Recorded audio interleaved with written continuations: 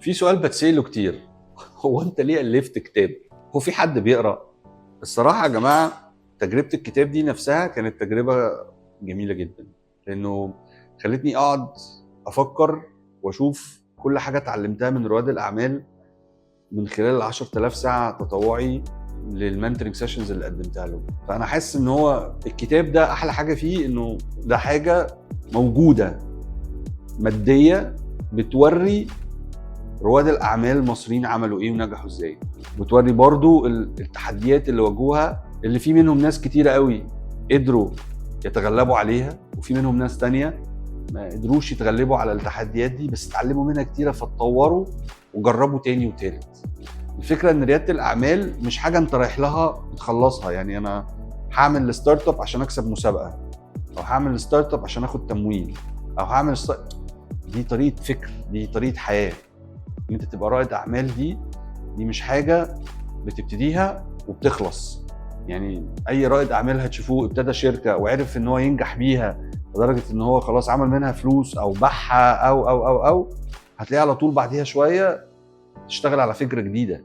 طريقه اللي هو السعي حتى الوصول، لا، انا عايزك السعي عشان تتعلم وتستخدم اللي بتتعلمه ده عشان تبني حاجه حقيقيه، تبني حاجه حقيقيه توري انت تقدر تعمل ايه، او تثبت بيها وجهة نظرك في انك بتقدم قيمة جديدة لزبونك او قيمة حقيقية لزبونك، وبتاخد منه قيمة تقدر تبني لك شركة وبزنس يقف ويفضل يقدم له نفس القيمة دي بطريقة مستمرة.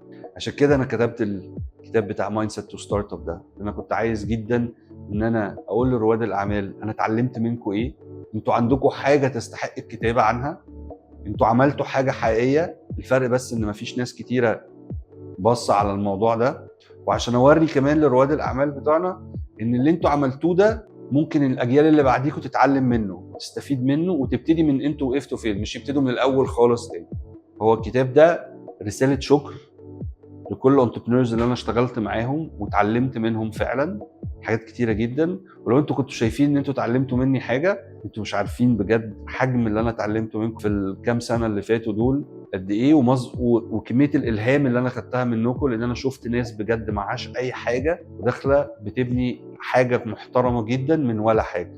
فما تخليش حد ابدا يقولك انت انجازك اللي انت حققته ده حجمه ايه، لان رحلة الستارت اب في البداية هي خناقة مع نفسك، لو كسبتها هتقدر تنجح فيه على مستوى البيزنس بسهولة جدا.